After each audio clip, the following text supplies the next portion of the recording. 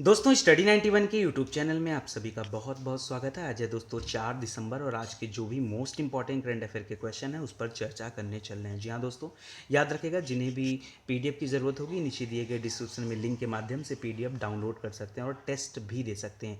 मैं बार बार आपसे बोलता हूँ कि टेस्ट हमेशा प्रीवियस डे का दीजिए ताकि आपकी तैयारी और भी ज़्यादा बेहतर हो पाए। सपोज आज 4 दिसंबर है तो 1, 2 और 3 दिसंबर के जो भी करंट अफेयर के क्वेश्चन आपको कराए गए हैं उसके टेस्ट आप जरूर से दीजिए। उससे क्या होगा कि आपकी तैयारी और भी ज़्यादा बेहतर हो पाएगी और आपको ये पता चल पाएगा कि कितने क्विज आपके तैयार हो पाए, कितने क्वेश्चन आपके तैयार हो पाए हैं और ये आपको पता चल पाएगा। चलिए आगे बढ़ते हैं और आज के मोस्ट इंपॉर्टेंट क्वेश्चन पर चर्चा करते हैं।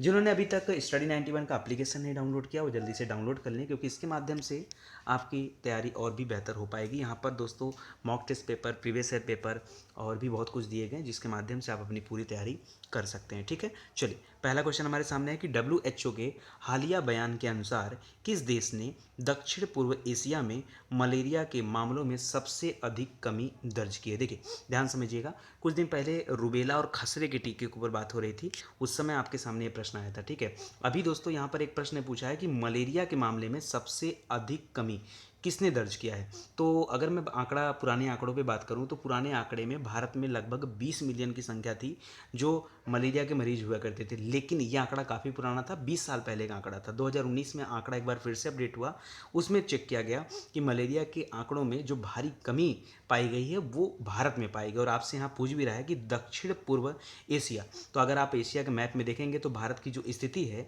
वो स्थिति क्या है, दक्षिण पूर्व है। ठीक है, दक्षिण इन द सेंस क्या है, जैसे ऊपर की तरफ उत्तर है, नीचे की तरफ दक्षिण हो जाएगा और पूर्व मतलब क्या हो जाएगा, आपके पूर्व दिशा की तरफ। तो ये वाला जो लोकेशन है जहाँ पर आपका बांग्लादेश पड़ता है, भारत है, कंबोडिया है, थाईलैंड है, ठीक है, इंडोनेशिया, ये सब आपका दक्षिण पूर्व एशिया के अंतर्गत आते हैं और इन देशों में भारत ने अपना नाम कमाया। ठीक है, तो याद रखेगा इस प्रश्न का सही उत्तर क्या हो जाएगा, भारत हो जाएगा। ठीक है, यहाँ पर थोड़ा सा और डिटेल दे रहा है आपके सामने, जो बातें अभी मैंने बताया वही चीज़ यहाँ पर दे रहा है कि सन 2000 में मामलों की संख्या कितना था, 20 मिलियन, और 1 मिलियन में कितने होते हैं, 10 लाख होते हैं। ठीक है, तो आप कैलकुलेट कर लीजिए, यहाँ पर 20 मिलियन की बात कर रहा है और वो 2019 में घट करके 5.6 मिलियन तक आ गया है। ठीक है, अब जाहिर सी बात है जब मलेरिया वाले रोगियों की संख्या घटी है तो इसका मतलब है कि मलेरिया से जिन लोगों की मृत्यु होती है उनकी संख्या में भी काफ़ी हद तक कमी आई होगी। ठीक है, तो इस दोनों तथ्यों को याद रखेगा, इंपॉर्टेंट है। आगे बढ़ते हैं दोस्तों, अगला क्वेश्चन देखिए, लिख रहा है कि कोविड-19 वैक्सीन को मंजूरी देने वाला पहला देश कौन सा बना है। अच्छा, कोविड-19 को लेकर के अभी बहुत सारे देशों में वैक्सीन बन रहे थे और हमने अलग अलग वैक्सीन का नाम पढ़ा। अगर भारत के परिप्रेक्ष्य में बात किया जाए तो सबसे पहले आपने नाम सुना होगा भारत बायोटेक कंपनी लिमिटेड का, जिसके द्वारा कोवैक्सीन नाम की एक वैक्सीन बनाई जा रही थी। इसके अलावा रेमडेसिविर का नाम पढ़ा होगा, ठीक है, फेविफ्लू का नाम पढ़ा होगा, ठीक है, और बाकी पतंजलि का भी आपका आया हुआ था। तो वो सारी अलग चीज़ें, लेकिन बहुत सारी, जैसे ये तो भारत की वैक्सीन थे। इसी तरह से अगर आप वर्ल्ड वाइड देखेंगे तो अलग अलग देशों में, जैसे आपने नाम सुना होगा स्पुतनिक 5 का, ठीक है, वो रूस की वैक्सीन, ठीक है। इसी तरह से ऑक्सफोर्ड यूनिवर्सिटी जो आपकी यूके में है उसके द्वारा भी वैक्सीन डेवलप किया जा रहा है। उसी क्रम में देखें तो पूरी दुनिया में अगर सफल परीक्षण किसी ने किया है, ठीक है, वैसे कोई 100% परीक्षण नहीं कर पाया है, क्योंकि परीक्षण तो 100% हुआ, लेकिन ये कितना कारगर साबित हो पाएगा वो भी क्लियर नहीं है। 95% एक्यूरेसी यहाँ पर देखी गई है और सबसे पहले ये कोविड-19 के लिए जो वैक्सीन लॉन्च करने वाला देश बना है वो बन गया है ब्रिटेन। ठीक है, तो यहाँ पर आप थोड़ा सा ध्यान दीजिएगा, इस रेस में रूस और अमेरिका ये दोनों काफ़ी आगे चल रहे थे, लेकिन इनको बीट करके सबसे पहले इस टीका को किसने लॉन्च किया है, ब्रिटेन ने लॉन्च किया। ठीक है, और यहाँ पर आप इमेज जो देख रहे होंगे ब्रिटेन के प्रधानमंत्री हैं बोरिस जॉनसन। ठीक है, तो इनका नाम भी आप याद रखिएगा, काफ़ी इंपॉर्टेंट है। देखिए यहाँ पर दे रहा है कि कोविड-19 वैक्सीन के उम्मीदवार में फाइजर एक कंपनी है, याद रखिएगा फाइजर कंपनी, कह रहा है कि फाइजर बायोएनटेक ने सबसे पहले कोरोना वैक्सीन को मंजूरी दिया है और यह करने वाला ब्रिटेन जो है दुनिया का पहला देश बन गया है। ठीक है, तो इसे आप ध्यान दीजिएगा, ये इंपॉर्टेंट है। अच्छा, रही बात कि और कौन कौन से देश में कौन कौन सी वैक्सीन है, तो उसके लिए आप 4-5 नाम याद रखिएगा। जैसे ऑक्सफोर्ड यूनिवर्सिटी, ये भी आपकी यूके की है, इसका नाम है एस्ट्राजेनेका। ठीक है, इसी तरह से मॉडर्ना है, ये आपके यूएस का है, और स्पुतनिक 5 पहले ही बता दिया मैंने आपके रूस का है, और कोवैक्सीन जो है ये आपके भारत ने डेवलप किया है। ठीक है, आगे बढ़ते हैं दोस्तों, करा भारत का प्रथम 100 ऑक्टेन पेट्रोल ईंधन, ईंधन यहाँ पे थोड़ा सा गलत लिखा हुआ है, ठीक है, तो आप थोड़ा सा वर्तनी यहाँ सुधार कर लीजिएगा, ईंधन आपका जो है वो इस तरह से लिखा जाएगा, ठीक है। तो लिख रहा है कि 100 ऑक्टेन पेट्रोल ईंधन लॉन्च किया गया है, और ये किस कंपनी ने लॉन्च किया। देखिए अभी अभी जो स्टैटिक जीके की अगर बात करें तो यहाँ पे जो आपसे क्वेश्चन पूछा जाता है, कभी कभी आपने देखा होगा क्वेश्चन पूछा जाता है कि पेट्रोल को किस में मापा जाता है, ठीक है, तो उसकी गुणवत्ता को आधार बना करके उसको किस में मापा जाता है, तो आप पढ़ते हो ऑक्टेन संख्या में मापा जाता है, ठीक है। और ऑक्टेन संख्या जितना ज़्यादा होगा, पेट्रोल या डीजल की जो गुणवत्ता है वो पेट्रोल की बात करिए, ठीक है, वो उसकी गुणवत्ता उतना ही ज़्यादा होगा। अच्छा, कभी कभी अगर आपके सामने डीजल का नाम आ जाता है, ठीक है, तो आप एक बार कमेंट करके बताइएगा, जैसे पेट्रोल के लिए ऑक्टेन होता है, ठीक है, उसी तरह से डीजल के लिए क्या होता है, ठीक है, उसकी गुणवत्ता के लिए कौन सा नाम दिया जाता है। तो यहाँ पर ध्यान दीजिएगा, यहाँ पर जो ऑक्टेन संख्या पाई गई है वो पाई गई 100 ऑक्टेन, ठीक है। 100 ऑक्टेन में आपने देखा होगा पेट्रोल जो सबसे बेहतरीन क्वालिटी के पेट्रोल होते हैं वो आपके हवाई जहाज़ वगैरह में इस्तेमाल किए जाते हैं, ठीक है। लेकिन उसके अलावा जो महंगी महंगी गाड़ियाँ आती हैं उनमें भी इसी तरह के पेट्रोल का इस्तेमाल किया जाता है।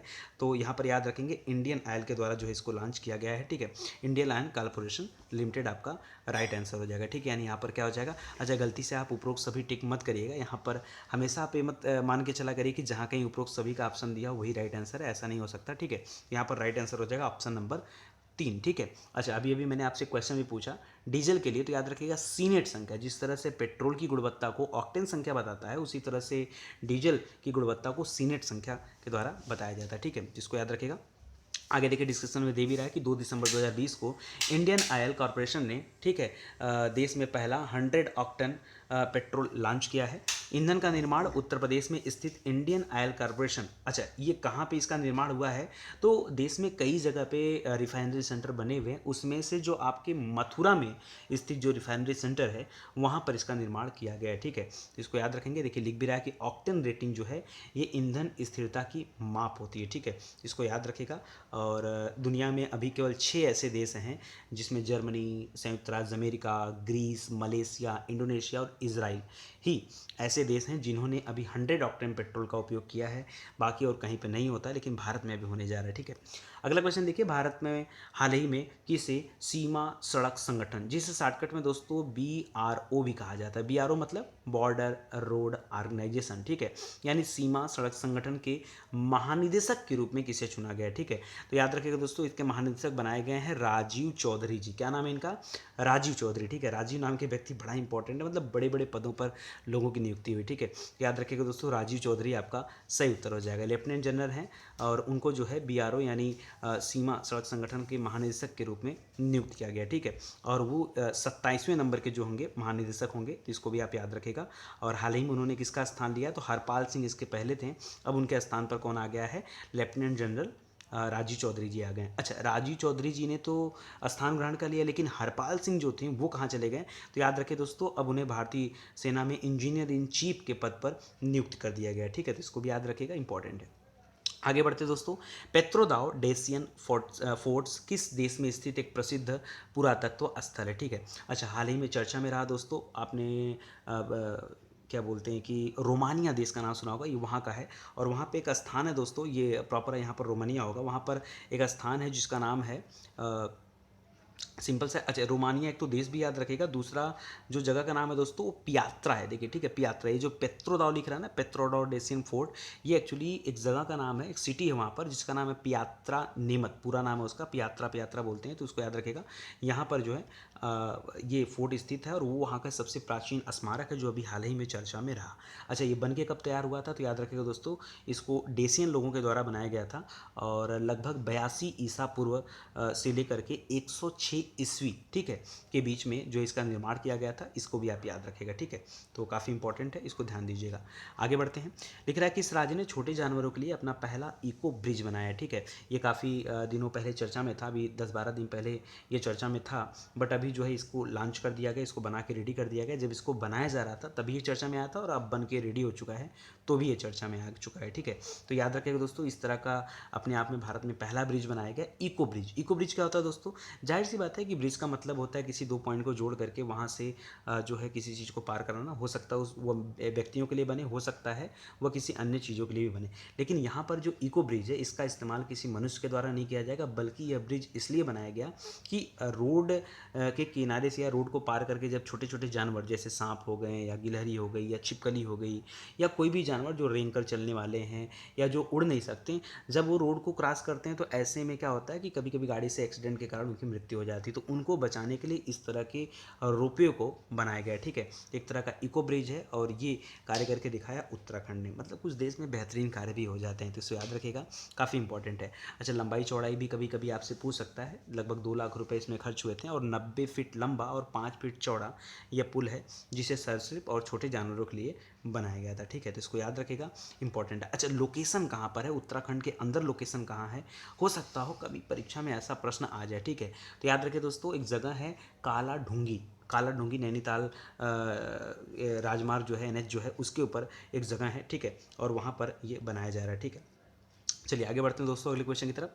लिख रहा है कि अंतर्राष्ट्रीय विकलांग दिवस कब मनाया जाता है। अंतर्राष्ट्रीय विकलांग दिवस, ठीक है, तो यह मनाया दोस्तों 3 अच्छा देखिए, सितंबर, अक्टूबर, नवंबर, दिसंबर, बड़े अच्छे से सेट करके रखा गया, बट आप याद रखिएगा 3 दिसंबर आपका क्या हो जाएगा, राइट आंसर हो जाएगा। 3 दिसंबर को मनाया जाता है अंतर्राष्ट्रीय विकलांग दिवस। ठीक है, तो इसको याद रखिएगा। अच्छा, आपसे कितने तरह के क्वेश्चन पूछ सकता है, जैसे एक क्वेश्चन तो यही पूछ सकता है कि अंतर्राष्ट्रीय विकलांग दिवस कब मनाया जाता है। ठीक है, एक तो ये हो गया। ठीक है, एक चीज़ और ध्यान दीजिएगा दोस्तों, इस बार जो है ये अंतर्राष्ट्रीय विकलांग दिवस को एक साप्ताहिक रूप में मनाया जाता है, मतलब पूरा एक सप्ताह का एक प्रोग्राम था। ठीक है, और 29-30 नवंबर से लेकर के ये 4 से 5 दिसंबर तक जो है ये पूरा का पूरा प्रोग्राम चलाया गया। ठीक है, तो ये हमेशा नहीं होता, बट इस बार ऐसा हुआ है। ठीक है, तो एक बार इसको भी आप ध्यान रखेंगे। दूसरी बात लिख रहा है कि अंतर्राष्ट्रीय विकलांगता दिवस 2020 का थीम क्या है। कभी कभी आपसे परीक्षा में थीम भी पूछ सकता है, तो याद रखिएगा बेहतर निर्माण। ठीक है, बेहतर निर्माण वापस विकलांग व्यक्तियों के लिए एक समावेशी, सुलभ और सतत पोस्ट कोविड-19 दुनिया की ओर। ये पूरा थोड़ा सा लंबा इसका थीम है, तो इसको याद रखिएगा। ठीक है, तो ये भी इंपॉर्टेंट है, इसको ध्यान दीजिएगा। सबसे पहले इसे 2006 में स्टार्ट किया गया था। ये सब तो बाहरी बात रही। अब जो हम लोग एग्जाम पॉइंट ऑफ व्यू से जो फैक्ट पढ़ने जा रहे हैं उस पर ज़रा ध्यान दीजिएगा। लिख रहा है कि 80% विकलांग व्यक्ति 1 अरब लोगों में से क्या करते हैं, वो विकासशील देशों में रहते हैं। ठीक है, 80% विकलांग व्यक्ति ऐसे हैं जो विकासशील देश में रहते हैं। भारत क्या है, भारत एक विकासशील देश है। आपने देशों की श्रृंखला में 3 तरह की कंट्री का नाम सुना होगा। एक होता है विकसित देश, यानी जो पूरी तरह से विकसित हो चुके हैं। एक होता है विकासशील देश जो अभी ग्रोइंग पर होते हैं। ठीक है, और एक होता है अल्प विकसित, यानी जिनका विकास होना बाकी है। जैसे बहुत सारे अफ्रीकी कंट्री ऐसे हैं जिनका विकास होना बाकी है। ठीक है, भारत एक विकासशील देश के रूप में है। वहीं अगर अमेरिका, रूस और ब्रिटेन की बात करते हैं तो विकसित देश के रूप में है। तो लगभग 80% जो विकलांग व्यक्ति हैं वो किस देश से बिलोंग करते हैं, वो विकासशील देशों में रहते हैं, ऐसा आंकड़ा आया है। ठीक है, रिपोर्ट्स बता रहा है। आगे लिख रहा है कि लगभग 46% वृद्ध लोग, यहाँ पर देखिए ध्यान दीजिएगा, वृद्ध लोगों की बात कर रहा है। कह रहा है 46% वृद्ध लोग ये 60 वर्ष या उससे अधिक आयु के हैं जो विकलांग हैं, यानी लगभग आधा आप बोल सकते हैं। ठीक है, और हर 5 में से एक महिला को अपने जीवन में विकलांगता का सामना करने की संभावना होती है। ये सब तो रिपोर्ट है, तो रिपोर्ट को भी आप याद रखेगा। राष्ट्रीय बाल अधिकार संरक्षण आयोग, जिसे हम NCPCR के नाम से जानते हैं, उसके निर्देशानुसार चाइल्ड फ्रेंडली पुलिस स्टेशन कहाँ पर स्थापित किया गया। ठीक है, यहाँ पर क्या दे रहा है, चाइल्ड फ्रेंडली, यानी बच्चों के लिए एक फ्रेंडली पुलिस स्टेशन कहाँ बनाया गया, तो याद रखें दोस्तों, ये पुणे महाराष्ट्र में इसका उद्घाटन किया गया है। ठीक है, तो इसको याद रखिएगा। अच्छा, अभी आपके मन में आ भी सकता है कि सर ये जो चाइल्ड फ्रेंडली पुलिस स्टेशन की बात हो रही है, ये मतलब किस टाइप का पुलिस स्टेशन होगा। तो याद रखिएगा दोस्तों, ये पुलिस स्टेशन जो होगा ये बच्चों के बीच उनके कैरेक्टर को बताने की दिशा में काम करेगा। ठीक है, खास करके आप देखते होंगे कि अच्छा, जो बड़े घर के बच्चे होते हैं या जो मध्यम वर्गीय परिवार के होते हैं वो तक तो ठीक होते हैं, लेकिन जो बच्चे अनाथ होते हैं, जो बच्चे कहीं से भीख मांग रहे होते हैं या जिनका कोई नहीं होता है, उनके जीवन का दिशा निर्धारण नहीं हो पाता। उनको उनके जीवन में कोई समझाने वाला नहीं होता है कि उनको अपना जीवन कैसे जीना है, उनको अपना चरित्र निर्माण कैसे करना है। तो इसके लिए इस तरह के पुलिस स्टेशन बनाए जा रहे हैं, चाइल्ड फ्रेंडली पुलिस स्टेशन। ठीक है, तो ये क्या करेगा दोस्तों, ये चरित्र निर्माण की दिशा में भी काम करेगा। ठीक है, और यह धारणा भी बनाएगा कि पुलिस उनका दुश्मन नहीं है बल्कि उनके दोस्त की तरह काम कर रहा है। ठीक है, और इसका उद्देश्य किशोर अपराधों को रोकना। आपने देखा होगा ऐसे इस तरह के जो बच्चे होते हैं, जो अनाथ होते हैं, जिनका कोई नहीं होता, वो बच्चे कहीं ना कहीं गलत संगति में पड़ करके गलत रास्तों पर निकल पड़ते हैं। इस वजह से हमारे देश में अपराध में भी वृद्धि होता है। तो अपराधों में कमी लाने के लिए इस तरह के योजनाएं लाई जा रही हैं। ठीक है, ताकि बच्चों का सुधार भी हो सके और वो अपराध अपराध से भी बच सकें और उनके जीवन को एक दिशा भी दी जा सके। ठीक है, आगे बढ़ते हैं दोस्तों। अगला क्वेश्चन है एशियाई विकास बैंक यानी एडीबी, एशियन डेवलपमेंट बैंक। ठीक है, मुख्यालय कहाँ पर है? फिलीपींस की राजधानी मनीला में। जैसे ही नाम आए आप एकदम तैयार रहा करिए। ठीक है, कह रहा है कि एडीबी किस राज्य में बिजली वितरण को बेहतर बनाने के लिए 132.8, ठीक है, मिलियन डॉलर का एक ऋण प्रदान करने जा रहा है। तो एडीबी के द्वारा दोस्तों इस तरह का ऋण दिया जा रहा है। ठीक है, अच्छा एक दो चीज़ें और बता दूं। अभी तक क्या होता था, अभी इधर बीच की बात छोड़ दीजिए, मतलब 2-3 सालों की बात छोड़ दीजिए, इसके पहले के अगर आप आंकड़े उठा के देखेंगे तो भारत में जो ऋण की व्यवस्था होती थी वो आपने पढ़ा होगा, दो बड़े ऋण की व्यवस्था होती थी। या तो ऋण की आपूर्ति कौन करता था? आईएमएफ करता था, जिसे हम इंटरनेशनल मॉनेटरी फंड के नाम से जानते हैं, या फिर आईबीआरडी। ठीक है, आईबीआरडी को ही दूसरे नाम के रूप में हम क्या जानते हैं? वर्ल्ड बैंक के नाम से जानते हैं। ठीक है, तो इसके द्वारा दिया जाता था। मैंने आपको कई बार बताया कि जब कभी हम आईएमएफ की चर्चा करें तो ध्यान दीजिएगा, आईएमएफ कभी भी, आईएमएफ इंटरनेशनल मॉनेटरी फंड यानी अंतर्राष्ट्रीय मुद्रा कोष, कभी भी किसी भी देश के डेवलपमेंट के लिए पैसे नहीं देता। अगर आपके देश में कोई ब्रिज बनना हो, कोई स्कूल बनना हो, कोई कॉलेज बनना हो, कोई हॉस्पिटल बनना हो, या कहीं पर कोई थर्मल पावर प्लांट लगना हो, कोई न्यूक्लियर पावर प्लांट लगना हो, कुछ भी, ये सब डेवलपमेंट की चीज़ें, कभी भी डेवलपमेंट के लिए आईएमएफ पैसे नहीं देता है। क्लियर है? ठीक है, पैसे आईएमएफ किस लिए देता है? अगर आपके देश में क्या हो गया है, जब हम लोग एक्सपोर्ट इंपोर्ट करते हैं ना, तो कहीं अगर इंपोर्ट ज़्यादा हो गया, एक्सपोर्ट कम हो गया, तो उसके जो बैलेंस होते हैं उससे उबरने के लिए आईएमएफ के द्वारा पैसे दिए जाते हैं, न कि डेवलपमेंट के लिए। डेवलपमेंट के लिए पैसा हमेशा कौन देता है? वर्ल्ड बैंक देता है। लेकिन उसके बाद से जब से आपका एडीबी बन गया है, एशियन डेवलपमेंट बैंक आ चुका है, जब से संघाई वाली बैंक आ चुकी है बीजिंग में जो है, ठीक है, तो अभी जो नए नए बैंक बन रहे हैं, इसके अलावा आपने न्यू डेवलपमेंट बैंक का भी नाम सुना होगा। तो जब से ये सभी बैंक बन गए हैं और भारत इसका एक मेंबर भी बन गया है, तब से भारत इन देशों से भी ऋण लेते रहता है। ठीक है, तो याद रखिएगा 132.8 मिलियन डॉलर का जो ऋण एडीबी ने दिया है, ये कहाँ के लिए दिया है? तो ये मेघालय के लिए दिया है। ठीक है, तो अभी बात आती है क्या मेघालय में इस तरह की कोई योजना पहले से नहीं चल रही थी? नहीं, ऐसी योजनाएं थी, सब कुछ अच्छा था। मेघालय वैसे भी एक ऐसा राज्य है जो 100% विद्युतीकरण कर चुका है। लेकिन विद्युतीकरण करना एक अलग बात है और विद्युत आपूर्ति होना अलग बात है। देखिए, हो सकता है कि आपके गांव में विद्युत आया हो, लेकिन उसका कहने का तात्पर्य ये तो नहीं है ना कि आपके गांव में 24 घंटे के लिए बिजली आती होगी। तो यहाँ पर ध्यान देने वाली बातें बन जाती है। तो याद रखिएगा, मेघालय 100% विद्युतीकरण तो हासिल तो कर लिया, लेकिन वहाँ पर बिजली की आपूर्ति जो है वो निरंतर नहीं है। और इसके लिए भारत सरकार की तरफ से एक स्कीम भी चल रही है, आपने पढ़ा होगा 247 पावर फॉर ऑल। ठीक है, तो उस योजना के तहत जो है इसको ये ऋण दिया जा रहा है। तो इसको आप ध्यान रखिएगा, मेघालय इसका सही उत्तर हो जाएगा। अच्छा, अगर एडीबी की बात कर लें तो 2-3 लाइन उसके बारे में तो आपको याद ही होगा। 1966 में एशियन डेवलपमेंट बैंक की स्थापना किया गया था और इसका मुख्यालय कहाँ पर है? फिलीपींस मनीला में है।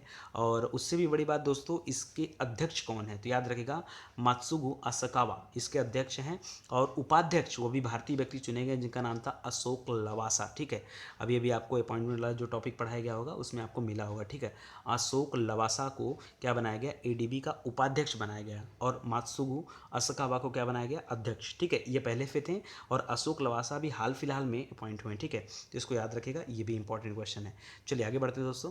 अगला क्वेश्चन है राष्ट्रीय प्रदूषण नियंत्रण दिवस यानी नेशनल पॉल्यूशन कंट्रोल डे, ये कब मनाया जाता है? ठीक है, तो याद रखिएगा दोस्तों, ये मनाया जाता है हर साल 2 दिसंबर को। कब मनाया जाता है? 2 दिसंबर को। ठीक है, याद रखेगा। अब बात आती है सर 2 दिसंबर को ही क्यों मनाया जाता है? ठीक है, तो याद रखिए दोस्तों, मध्य प्रदेश की राजधानी भोपाल में आपने एक कांड का नाम सुना होगा। ठीक है, भोपाल गैस त्रासदी। ठीक है, अच्छा, ये भोपाल गैस त्रासदी में क्या होगा? आपने नाम सुना होगा मिग गैस के बारे में, MIC। मिग बोले तो बताइए, मिथाइल आइसोसाइनेट। ठीक है, आपने नाम सुना होगा कि भोपाल में क्या हुआ था? एक गैस त्रासदी हुआ था, 1984 में हुआ था, और वो 2 से 3 दिसंबर की रात को ही हुआ था, जिसे हम वो भोपाल गैस कांड के नाम से जानते हैं, या फिर भोपाल गैस त्रासदी के नाम से जानते हैं। ठीक है, तो ये उसी लिए मनाया जाता है और उसी दिन को मनाया जाता है। ठीक है, तो इसको याद रखेगा। और लिख रहा है कि राष्ट्रीय प्रदूषण नियंत्रण दिवस के जरिए हवा, पानी और मिट्टी के बढ़ते प्रदूषण के बारे में जागरूकता फैलाने के लिए इस तरह के दिवस मनाए जा रहे हैं। ठीक है, इस तथ्य को भी आप याद रखिएगा। बाकी की चीज़ें पढ़नी है तो आप PDF डाउनलोड कर सकते हैं। ठीक है, तो आज के लिए दोस्तों बस इतना ही। उम्मीद करता हूँ आपको समझ में आया होगा, अच्छा भी लगा होगा। अच्छा लगे तो आप वीडियो को जरूर शेयर करिएगा। एक बात का और ध्यान देंगे, अभी सुबह के 8 बजे में आपके लिए टॉपिक वाइज करंट अफेयर की सीरीज भी दी जा रही है, जो कि अपने आप में बहुत ही एंटिक सीरीज है। अगर आप उस सीरीज से जुड़ते हैं तो बेशक आपकी तैयारी बेहतर हो पाएगी। इसके अलावा वहाँ पर जो पीडीएफ आपको दिया जा रहा है बहुत ही स्पेशल पीडीएफ हैं। आज तक स्टडी 91 के इतिहास में कभी उस तरह के पीडीएफ अवेलेबल नहीं कराए गए हैं, जो कि सुबह के 8 बजे टॉपिक वाइज करंट अफेयर की श्रृंखला में आपको अवेलेबल कराए जा रहे हैं। उसके माध्यम से आप पूरे 1 साल के करंट अफेयर को समराइज करके एक बार में पढ़ सकते हैं, ठीक है। तो आप जाके उस सेशन को जरूर देखिए और बाकी डेली करंट अफेयर की सीरीज़ से भी जुड़े रहें। टाइम टेबल आप सभी को मिल चुका होगा, तो टाइम टेबल के माध्यम से पढ़ाई करेंगे तो आपकी ज़्यादा अच्छी तैयारी हो पाएगी। अभी के लिए बस इतना ही, मिलते हैं अगले लेक्चर में, तब तक के लिए धन्यवाद। Thank you so much.